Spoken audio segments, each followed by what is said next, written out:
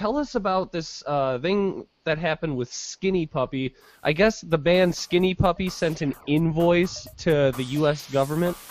Basically, this is what this band has always done. Like, you can go back to their older music and find songs like Tin Omen and Simulate, and their music was used.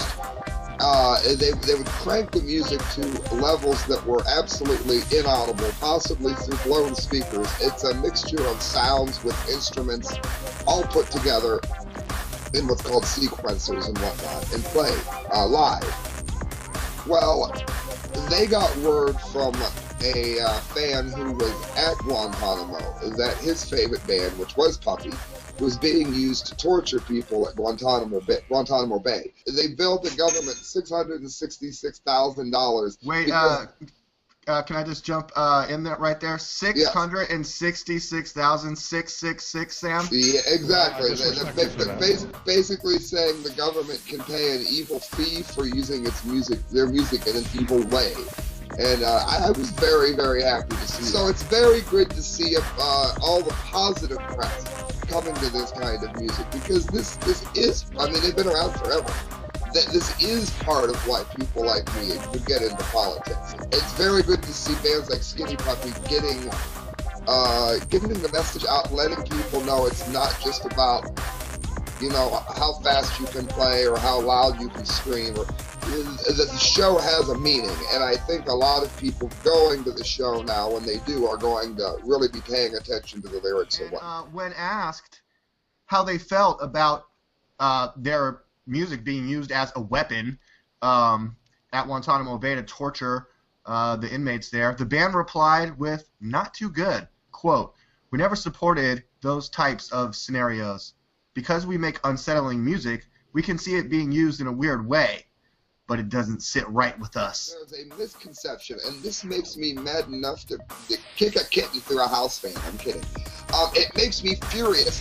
I hear people say, like, this music makes you feel such and such a way and you shouldn't listen to it. But DLAKE, that's not how it happens. People find music because of the way that they already feel, usually. I think it's like you hear about people, you can point at the moon and there's always some idiot that will look at your finger. You can point at the moon and there's always some idiot that will look at your finger. Yeah, and that seems to be a common technique that our military uses, is blasting music, and not just music, but sound. I mean, we've all seen pictures of these sound cannons that they use on protesters, which literally drive your eardrum to, like, the brink of explosion to make you just run away from it. It's a pretty common technique that they use. My question is, what if you're trying to torture somebody who's a Skinny Puppy fan? If you turn it up to the point where you're dying, then it's miserable. Or if you've ever tried to listen to techno in a blown speaker, it's a nightmare. If you play anything by the band The Weeknd, I'll do anything you want. I'll eat live maggots, I'll snort snails, anything, just don't play The Weeknd. If you crank anything past 10 up to the higher decibels, I mean, pretty much anything. The Happy Birthday song could be torture after that. I don't want to give them any ideas, but I was more amazed that they didn't use the screechy classical song, maybe something with violins and crank it. I don't want to give them any ideas. That'd be even worse. This is obviously pretty symbolic for the band to take on the Department of Defense in this way. And how do you think it's going to wrap up? DLAKE, I think the government is going to say that they bought the rights for it when they bought the album. I would hope Skinny Puppy's response would be something, you know, like, you can't buy gasoline and huff it, so why can you buy our music and use it as a torture device? That's what I hope their reply is. Shit's getting way too complicated for me.